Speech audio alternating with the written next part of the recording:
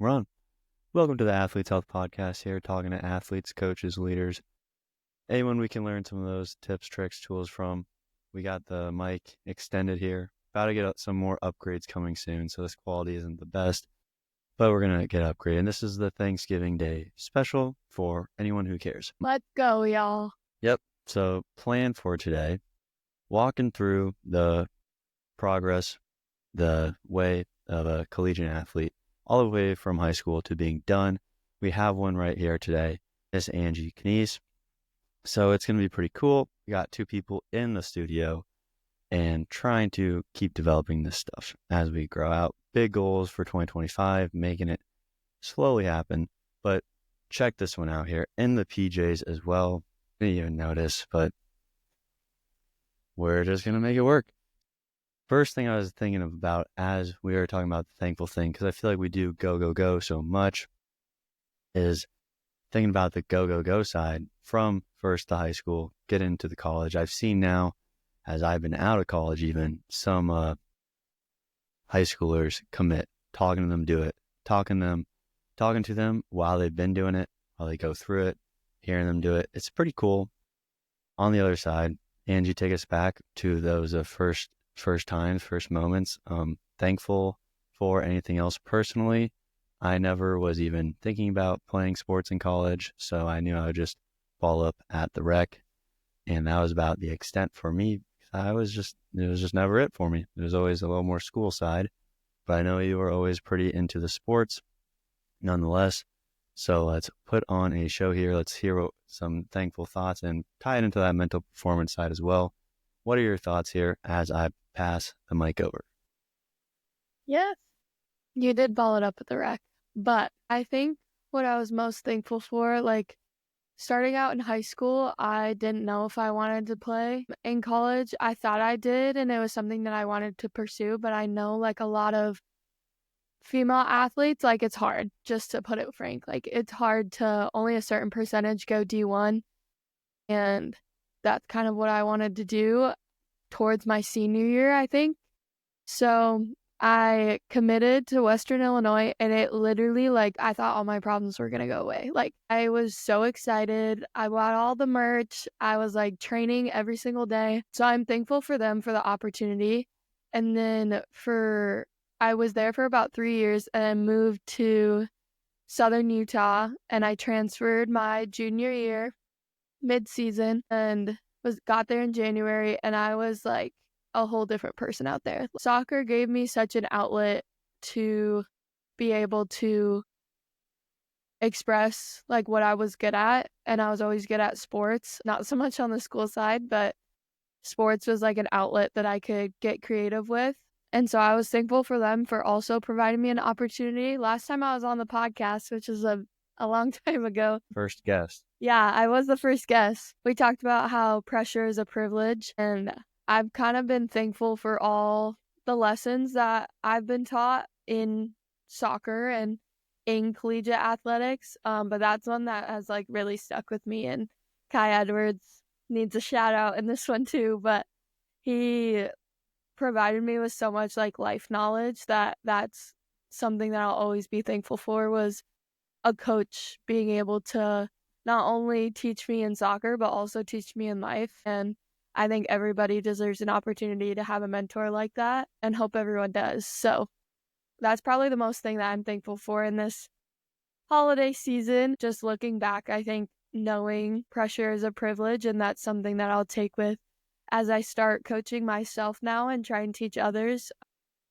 But not everything has to be bad in college athletics. It's hard for sure, but I was just excited to be there and compete, and that's what I did. Very true. So within that and the pressure is a privilege thing, I know throughout the years it changes kind of what the pressures are. Freshman year, right at high school, or even in high school, I know as I'm talking to more and more people, it's always just, what are you doing next? What are you doing next? And there's no idea, there's no knowledge behind it, and just going through the ranks. But then freshman year, it's always kind of like, prove yourself. I was just talking to someone, and they're like, on the track side, and they're like, you can't go out and kill it, prove yourself. You have to go through the workouts and do it, and then trust it. They said stack sheet by sheet. Great episode coming out next week, actually. So that one will be fun. But point with that is that through all the things that you go through the athletic side, you really learn that pressure is the privilege. But then I know you went through all the academia side as well, even though I know you said you weren't as good at the academia side. You get through it. I find it, you put the work in, it just depends how much work you put in. I know so many people who were not supposed to have the good academics through college, but then they just tried more and then they ended up getting the good GPAs. Not that GPA matters anyways, but regardless of the point, so using pressure as the privilege, how have you seen that evolve through the academia side? And then eventually we're going to use this, put this into your coaching now and what we're doing outside, what you are going to start doing now that you're done with school. Because I know that's something else where you do finish your sport and then you don't know what's next. And a lot of football coaches say that because the football team's usually pretty big, where only 1% of them move on. So they need to figure out what's next. And that's something else to highlight as well as we kind of delve this stuff forward. But so how did you use that pressure as a privilege kind of in everything that you were doing too, and not just soccer, even though I know that was kind of the full-time job? Yeah. So, like I said, soccer was like my everything. Like you kind of have to make it your everything for a while because you want to get to a certain point, wherever that is. Some people go professionally, some people go D1, some go D3, and that's like perfectly fine, whatever it is, but you kind of have to make that almost your sole focus. But I learned, which is what I thought, you have to make that your everything, your personality, whatever. So when I got to Southern Utah, like I said, everything changed. So we have values split into high performance and life. So life side is strictly life side, like not on the soccer field, like in the classroom, outside of the locker room, like everything that has to do with non-high performing is in life. So enjoyment, selflessness, all the things. I won't get into the values, but that's when I started kind of shifting my focus into not everything has to be soccer, soccer, soccer. I also have to live a life outside of soccer and it can't be everything. So I was fine in school at Western. I got like a 3.8 or something GPA. Like I wasn't doing terrible. It just wasn't really my thing or what I was interested in until I got to Utah. I think that really, like I said, shifted my focus. So the pressure is a privilege, yes, obviously on the soccer field, like pressure all the time, game-winning moments. But I think you can take that into academia as well. Like I'm now in my master's program, which I never thought I was going to do, honestly, because at Western it wasn't really, like school wasn't really my thing. So now that I'm in my master's program and like everything through undergrad, like pressure in that sense as well is like also a privilege. Like I'm blessed to be able to do a master's degree. I'm blessed to have like, let's say math. Like math is so hard, but it allows me to like learn something new and get into a new area that I don't necessarily see myself going into or being a math teacher, but it allows me to be like, okay, yeah, let's sit down. Let's add the pressure of completing a test or whatnot and making sure that I know in the back of my head, like this is a privilege to be here and to be able to complete an undergrad. And I graduated and walked across the stage, and that was amazing for me and my family. And I was the first one to go to a 4-year college, so it was definitely special. But now that I'm in my master's, I don't take it for granted anymore to be able to complete a degree and gain more like knowledge and information. So that's kind of how I look at it now and look at a lot of things through kind of what soccer has taught me. Yeah, that's great. I'm just thinking, well, I mean, I'm totally listening to what you're saying, but I'm also thinking of rearranging the studio now for having more guests in here because we're just sitting side by side. There's no table, there's nothing. So that doesn't work ideally. But I already am seeing some ways that this can be upgraded as the big upgrades come here shortly in the next year. Not even, well, going to be some cool stuff. But the thing coming from Coach Angela Knies here, as that's now, as you stated, of putting it into the academia side just as much, I think it is useful. And you made me kind of think about this. The core values that I've seen as I've really been studying all these athletes, and I broke down kind of like the athletic side of clarity, confidence, composure of, need clear on your goals, confident, and stay composed during the pressure. But one thing I've noticed as I've been working with some athletes, the three other sides of what I have, which is almost like Coach Kai's, is he the one who created it? Is he the one who created it? He met with the team and like a specialist. I think he met with Greg and he sat down and he went with the team and was like, what do our values need to be? But we're definitely splitting them in life and then high performance. Well, I never even realized I kind of did this, but I'm thinking, because I have those three that I said, but then I also have a character, commitment, and curiosity, which are kind of the life values. And what I've noticed, and from even the parents who say we have this great athlete or great, because that's who I've been honestly doing more stuff with, is the potential athletes who can really go to the college level and everything else.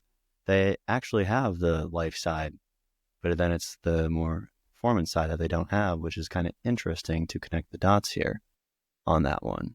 That the character, the commitment to it, and the curiosity all kind of tie together, and they have those strong, but then, because those are also the things that you can't necessarily teach as much, I believe, and I bet that's something you learned through your soccer as well. So the other point I wanted to bring up here in this shorter episode for Thanksgiving is, now that you're done with soccer, done with the playing soccer, done with the collegiate aspect, because I'm sure people can know it's in the distance, they don't always think about it.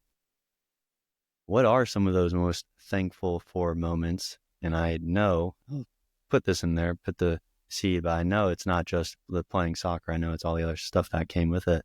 And how are you really using that as you move into the next chapter here for what you got going on? Yeah, so if you don't know, which probably most of you don't, I got a head coaching job here at a local high school at Mount Vernon. Go Mustangs. So I am now going to be a head coach coming from collegiate athlete. I think one of the biggest things that I'm thankful for brought me a lot of really good relationships. You're on a team with 30 people. Obviously, you're not going to be best friends with every single one of them, but we're a team and we go through stuff together. And I think that's an important life value, is how to be a good teammate. I think I tried to take that into like my internship and now my coaching style. Like, we're all in this kind of together mentality. And yes, I'll be a head coach. So obviously, like, I have to do all the decisions and whatnot, but like, we win as a team and we lose as a team. And I love that about a competitive team sport. I could never imagine myself doing an individual sport after competing in one as a team for so long. But no, I've met so many amazing people through the sport, coaches and non-coaches, athletic trainers, teammates. Like, everybody has a certain role, whether you like that role or not. It's kind of what you gotta kind of suck it up for the team.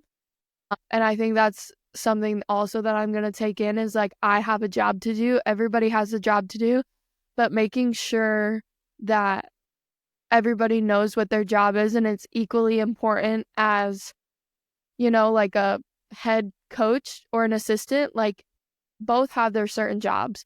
It's not like the head coach can just do it all by themselves, and it's not like the assistant can do it all by themselves. But also, like, a midfielder, you can't go 1 versus 11 against a whole team. Like, you have 11 people on the field and you're going to verse 11, but you also have people on the sidelines that are also cheering for you. So making sure that everybody knows what role they have is something that I'm going to take, especially moving into life now. You kind of have to get in a certain role for a certain bit of time, even if you don't like it. You stick through it, and that's how you can change your role the next season. Like, if you're a non-starter the first season, you take on that role, cheer on your teammates, and maybe the next season you're going to be on the field and you want the same people cheering for you like you did them. So I think taking that into life as well is going to be big. Still ever changing. Like, it's so weird being back home and not in a sport anymore, or feel like I'm in a sport. I'm going to be on the other side of it, which is kind of crazy, but just taking all of the life and soccer lessons is going to be challenging, but I'm excited to see what this year is. My birthday yesterday, so see what year 23 has in store for me. I'm excited, and I have a lot to coach and a lot that I've learned, so hopefully I can show some girls kind of what the next steps are in my life and try and see if any of them want to go into college athletics and help them out. Yeah. That's pretty good. And then the only other thing I was thinking of is all the other like friends and things you make along the way of on the life side of why you're spending all the time with them and the sports and everything else. So that's just a whole nother piece that you're probably thankful for. Yeah. That you don't always think about, because I just know, even from my experience, and my roommates could justify, where especially during COVID, even more so, we didn't really know many people. And so we didn't really hang out with many people till after COVID. And then we started finding new more people. But I know you hung out with a lot of people throughout your whole kind of college career, which is something also that like we didn't always do till the last couple of years, which is crazy. But I'm just kind of thinking now, once again, about the studio here. And we really should have rearranged this and done it a little different way, but because we're just sitting here. But this is also a plug. Any athletes, coaches, leaders, anyone who wants to come on, who's local, also just come on online. But local, I think I'm going to be making the studio into a thing that guests can come on. So it'll be pretty cool. Backgrounds finally officially started up, upgrading things. This mic will no longer be like this and passing around. But so those are also things I'm thankful for, that I'm in the process and the journey here. Because I was also going to talk about coaches of like, I keep getting those ideas and keep learning it because of my coaches in the business space, or I had they're not called coaches, but in academia, people guiding you through to learn how to write the papers and do all the other stuff. And in everything else, you kind of get coached up. So that was one thing I thought was pretty cool. And I was just going to finish this one out here with you, see if there's anything else that you want to talk about, give you the mic, if you had anything else to preach as the Athlete's Health kind of gets more levels up, revisions coming up for the new year. It'll be kind of cool. I know we still have December, but then we'll have some cool things as we start progressing. But I was going to give you the mic one more time, see if you had anything else you want to add. That's about all I had for this Thanksgiving special, keeping it a little shorter because it is Thanksgiving. So that was my initial thoughts.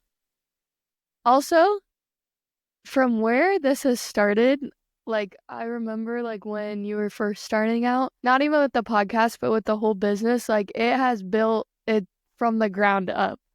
Like, it looks way better than it did. So I think that's also something to be appreciative of, as well as that, you know, we got these box lights and stuff. I was gonna say that the first guest on the podcast was you, and we were just figuring it out. But now the first in-person guest was you. So I think we'll see it. We'll see if it progresses. But yep. So take it back. Yep. Sorry, my bad. Just pioneering over here. So the first, like, seriously, from the first time that we did this on like Zoom too, I was in Utah and you were here, but yeah, your names. But this like looks even 10 times better than it did. So congrats. I think one last thing that I would say, it's been going around, especially like in the mental performance world. Like, I love listening to podcasts, and especially this one, and trying to gain knowledge on that aspect too as I go into coaching. But I think just be grateful for where you are at the moment. Like, if you're getting ready for a fitness test, if you're like, imagine how many people in high school that also want to go, let's say D1, because that's what I did, go D1, and they want to prepare for a fitness test. Like, a lot of people want to be in your shoes. So I think just remembering that aspect as well, is to be grateful for everything. And something that Coach Kai, I just feel like I keep plugging him, but he has a lot of good knowledge if you want to follow him on Instagram. But he also says, like, a verse, I think, is be grateful for everything, entitled to nothing. And that's something that I want to leave here as well. Like, a lot of people want to do what you're doing, even if you don't want to do it in that moment. Like, just kind of push through them. Remember, like, you're doing it for the people behind you and in front of you and on your team. It's not just about yourself.